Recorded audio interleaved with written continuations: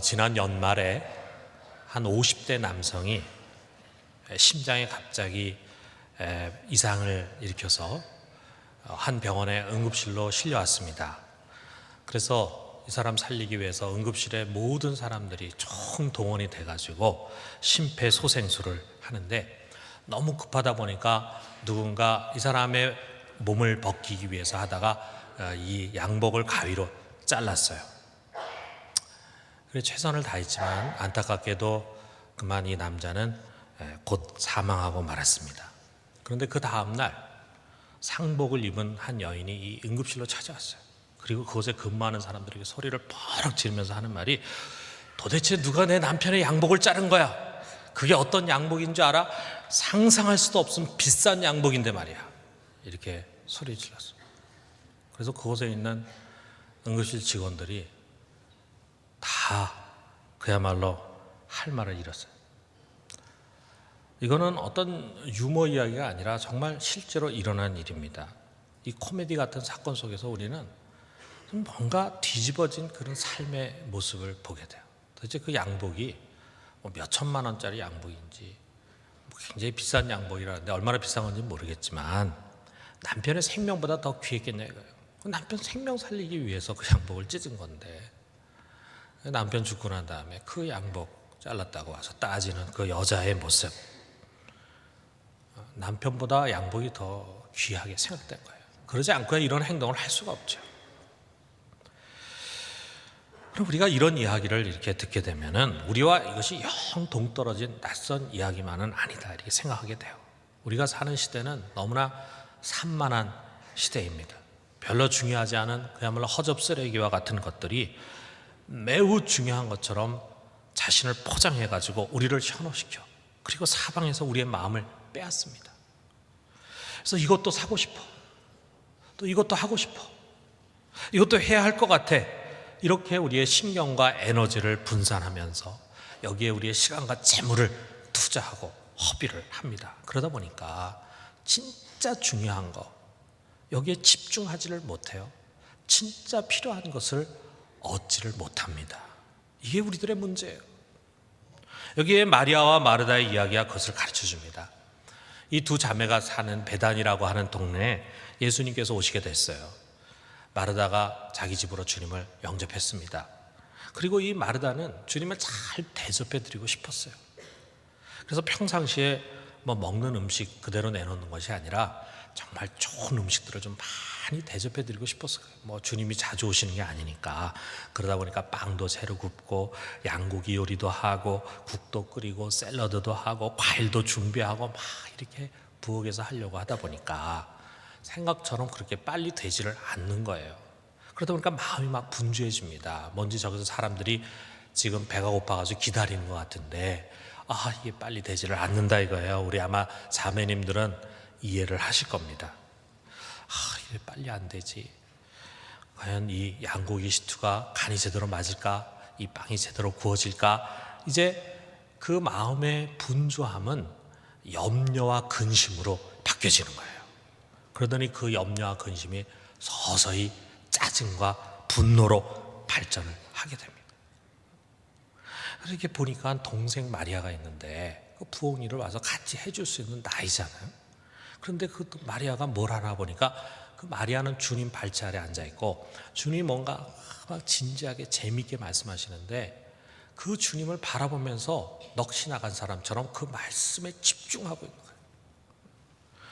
이런 모습을 보니까 저게 지금 나를 도와줘도 시원찮을 판인데 이런 생각이 듭니다. 점점 시간이 지나가면서 그것이 쌓이다가 마침내 참지 못하고 이제 폭발을 한 거예요. 그래가지고 예수님한테 가서 말합니다. 주님, 내 동생이 지금 나 혼자 일하게 하는 것을 생각하지 않으세요? 내 동생에게 명령해가지고 나를 좀 와서 도와주라고 좀 하세요. 누구한테 화내는 겁니까? 자기 동생한테 가가지고 야, 너 지금 뭐 하고 있니? 빨리 우리 선생님 배고프실 텐데, 시장하실 텐데 음식을 좀 나하고 같이 도와가지고 요리 만들어가지고 대접해야 되지 않아? 뭐 하고 있어? 빨리 와, 여기 와서 같이 일해. 이렇게 자기 동생한테 이 얘기를 해야 되는데 자기 동생한테 가서 하질 않고 주님한테 가가지고, 아니 주님, 왜 이러고 있으십니까? 내 동생 빨리 좀 가서 나를 도우라고 말씀 좀 하세요. 불평을 늘어놓는 거예요. 이렇게 주님께 불평의 화살을 돌리는 것은 주님도 책임이 있다고 시위를 하는 것입니다. 주님 왜 이렇게 철없는 애를 야단치지 않고 도리어 같이 놀아주고 계세요? 뭐 이런 뉘앙스겠죠. 하지만 이런 말을 들었다면 만약 저 같으면요 당황을 해가지고 그래 미안하구나 마르다야 너 혼자 애 많이 쓰는구나 마리아야 내가 얘기는 나중에 우리 하고 빨리 가서 언니 좀 도와줘라. 저는 이렇게 했을 거예요. 그런데 예수님 그렇게 말씀하지 않았습니다. 41절 42절에 마르다에게 한 말씀 중요하니까 우리 같이 한번 읽어봅시다. 마르다야 마르다야 내가 많은 일로 염려하고 근심하나 몇 가지만 하든지 혹은 한 가지만이라도 족하니라. 마리아는 이 좋은 편을 택하였으니 빼앗기지 아니하리라 하시니라.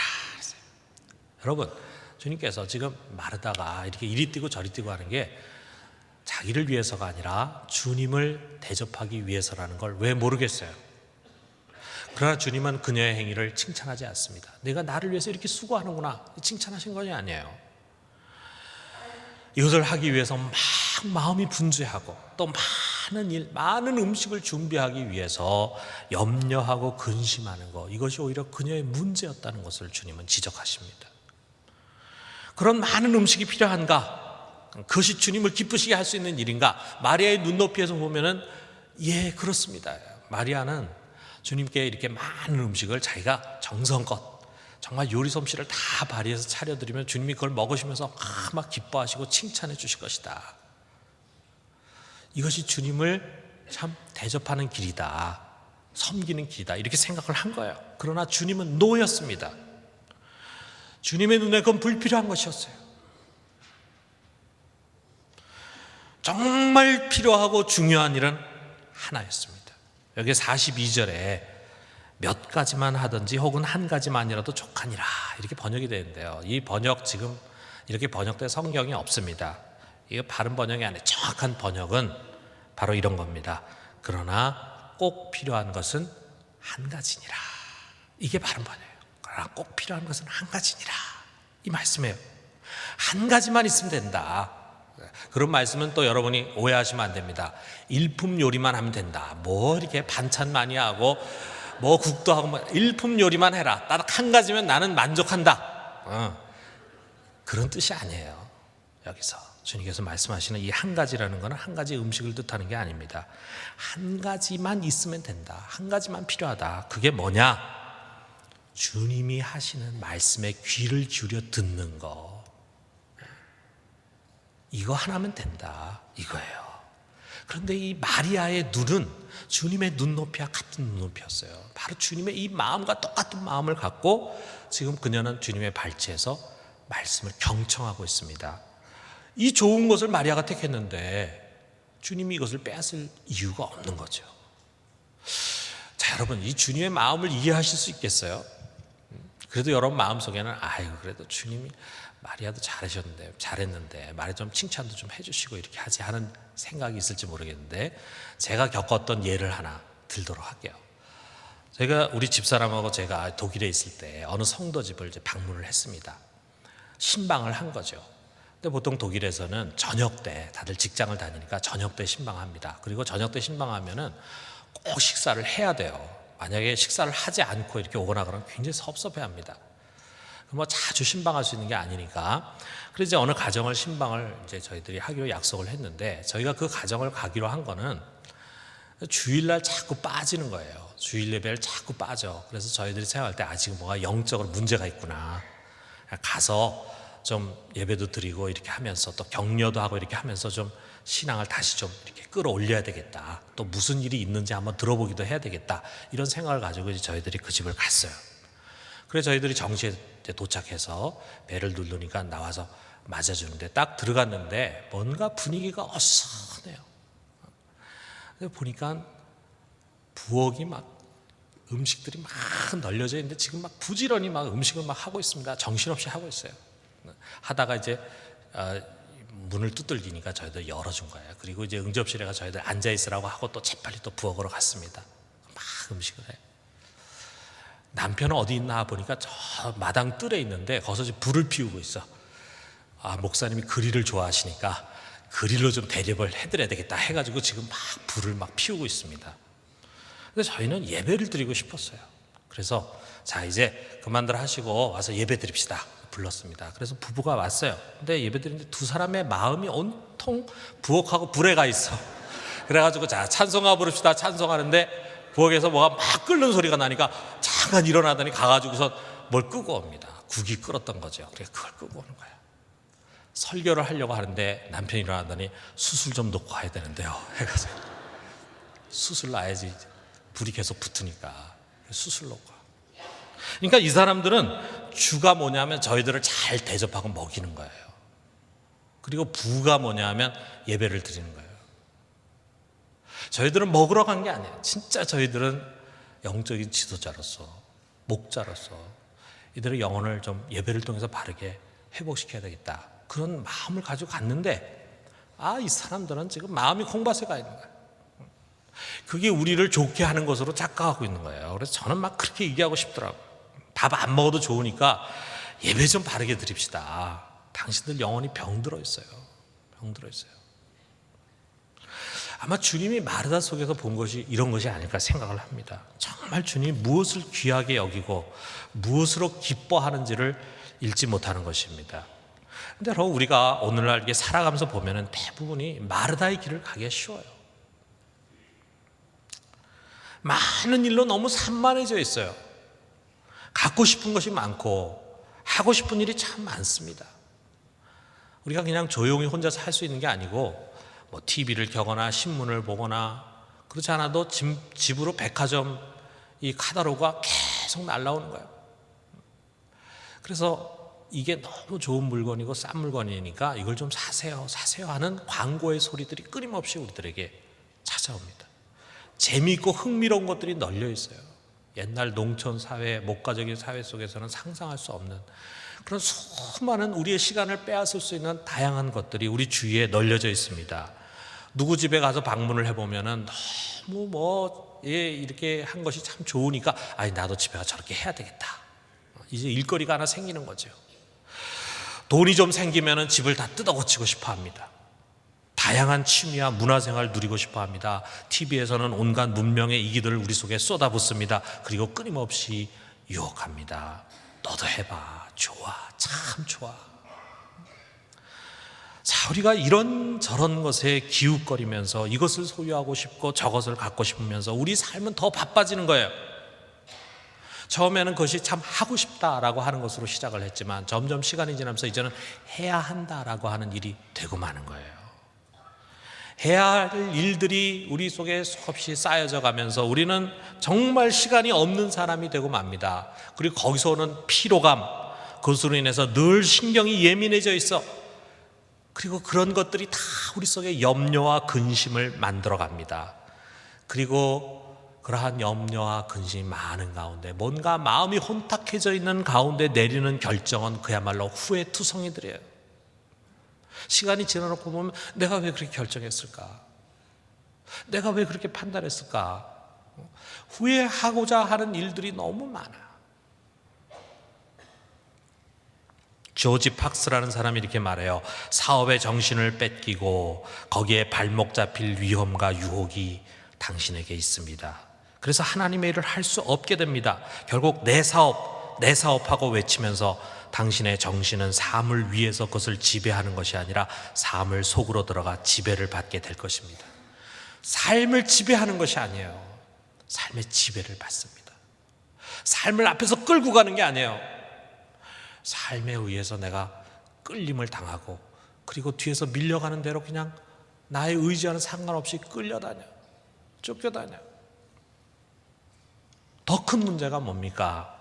이런 것으로 말미암아 정말 중요한 것을 놓치고 있다는 거예요.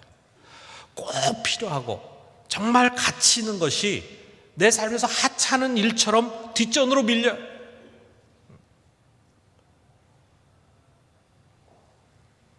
누구나 겪는 일입니다. 여러분도 그러겠지만 저 역시 마찬가지예요.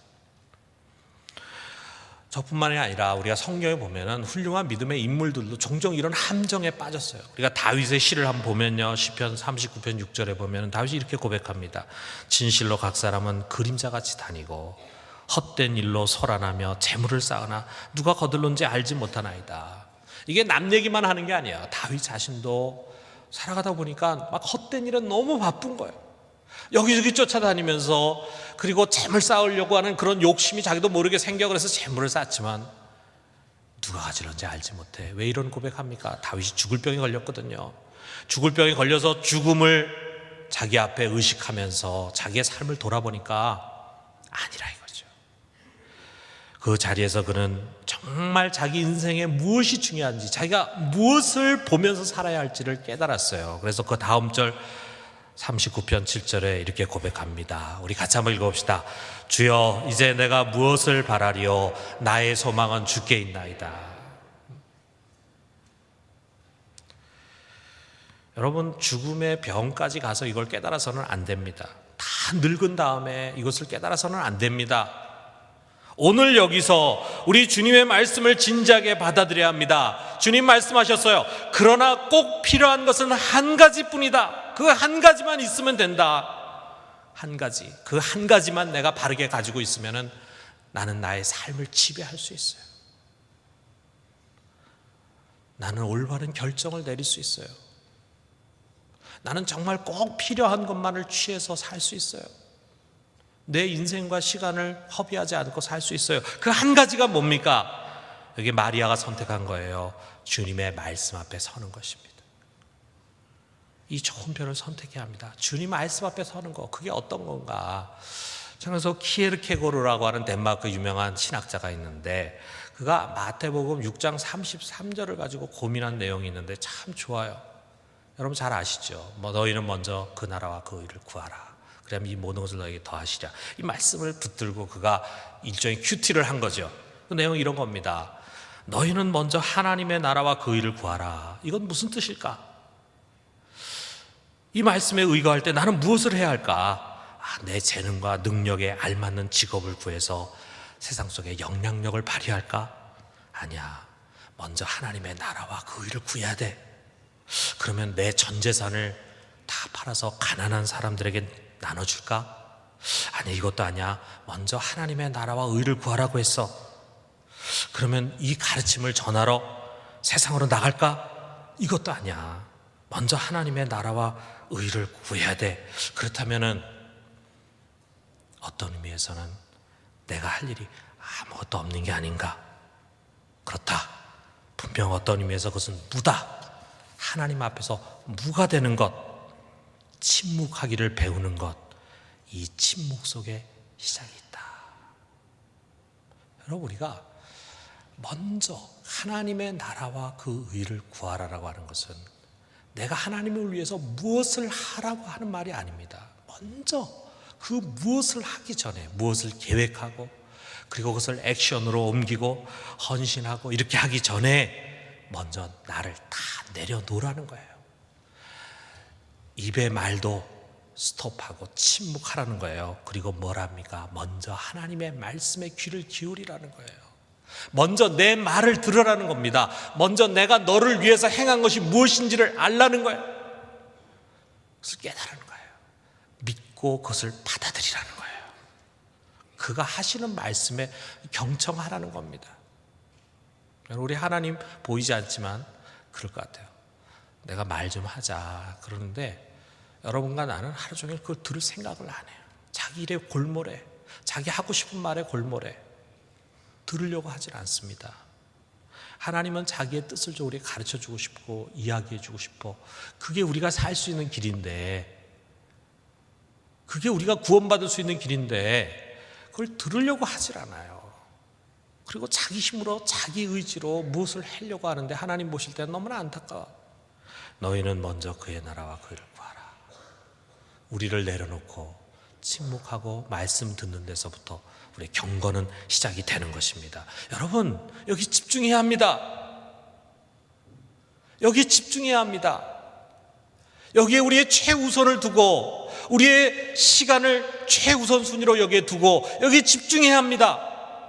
이것에 집중하려면 필요한 것이 있습니다. 그게 뭐냐? 단순함이에요. 단순함. 이걸 잘하려면 우리의 삶을 단순화시켜야 합니다. 경건의 능력은 단순함에서 시작이 돼요. 여러분, 사실 현대인들에게 가장 어려운 거죠. 어느 한 미국 목사님이 설교 중에 그런 이야기를 하는 걸 제가 들었어요. 자기가 어느 수련회를 갔는데 그 수련회에서 딱 시작하기 전에 핸드폰을 다 내놓으라는 거예요. 핸드폰을 내놨더니 그걸 뺐더랍니다. 그러면서 세미나 마치기 전까지 이거 돌려주지 않습니다. 일주일을 세미나 하는데 자기가 그렇게 불안할 수가 없더래요. 핸드폰 중독. 여러분, 핸드폰 중독 걸린 사람 얼마나 많습니까? 핸드폰 필요하죠. 스마트폰 필요하죠. 그러나 우리가 가만히 보면은 쓸데없이 우리는 거기에 우리의 시간을 너무 허비합니다. 저는 엊그저께 교통사고 날 뻔했어요. 이 교회로 올라오는데 어떤 한 여학생이 도로 중간으로 걸어오는 거예요. 근데 앞을 쳐다보지 않고 밑을 쳐다보는데 뭐하냐, 문자 날리고 있어요. 지금 걸어오면서 그 위험한 길을. 이거 중독 아니에요? 근데 우리도 모르는 사이에, 뭐 저도 그래요. 어떤 때는 괜히 쓸데없이 꺼내가지고. 물론 우리가 꼭 해야 할 일이 있습니다. 또 살면서 없어서는 안 되는 것들이 많이 있습니다. 그러나 의외로 할 필요가 없는 것, 불필요한 것들이 많이 있습니다. 우리가 없어서는 못 살 것 같지만 없어도 살 수 있는 것들 많이 있어요. 여러분, 이사 갈 때 한번 보세요. 이사 갈 때 버릴 게 얼마나 많습니까? 저도 독일에서 와가지고 지금까지 10년 동안 한 번도 안 쓰고 구석에 처박았던 것들이 아직도 있어요. 아직도. 그거 좀 버려야 되는데 버리기 아까워 또. 그런데 우리가 없으면 못 살 것 같지만 없어서 살 수 있는 게 많습니다. 리처드 버드라고 하는 사람이 황량한 북극에서 몇 달을 혼자 지냈어요. 그러면서 그가 일기에 이렇게 기록했습니다. 나는 인간이 물건 더미들 없이도 얼마든지 행복하게 살 수 있음을 배우고 있다. 여러분, 우리가 우리에게 불필요한 것 한 몇 가지라도 좀 정리했으면 좋겠습니다. 그런데 우리가 허비하고 있는 시간들 몇 가지라도 좀 구했으면 좋겠어요. 그리고 단순한 만큼 우리는 정말 필요한 것에 집중할 수가 있습니다. 정말 귀한 것을 얻을 수 있습니다. 영적인 실력을 쌓을 수 있습니다. 너무 바빠서 하나님 말씀을 들을 수가 없어요. 하루 종일 우리의 스케줄이 너무 꽉 차 있어가지고 도무지 하나님 말씀 앞에 무릎 꿇고 읽고 듣고 묵상할 시간이 없어요. 이게 올바른 그리스도인입니까? 이게 영적인 사람입니까? 우리가 이러한 모습으로 하나님의 인도를 받을 수가 있습니까? 우리가 이러한 모습으로 진정 세상을 지배하며 살 수가 있습니까?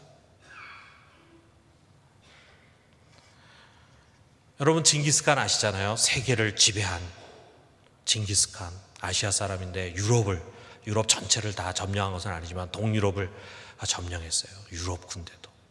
유럽 사람들이 얼마나 징기스칸을 무서워했는지 모릅니다. 그런데 이 몽고 군대가, 징기스칸이 그런 몽고 군대가 유럽 군대를 이길 수 있는 비결이 있었습니다. 그것은 뭐냐? 바로 그들의 단순함이었어요. 그들은 전쟁터에 나가면서 불필요한 것을 소지하지 않았습니다.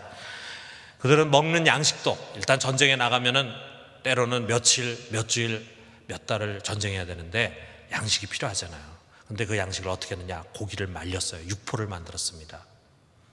그리고 그걸 휴대했어요. 그래서 몽고 군인들의 무장은 한 사람당 7kg에 불과했어요.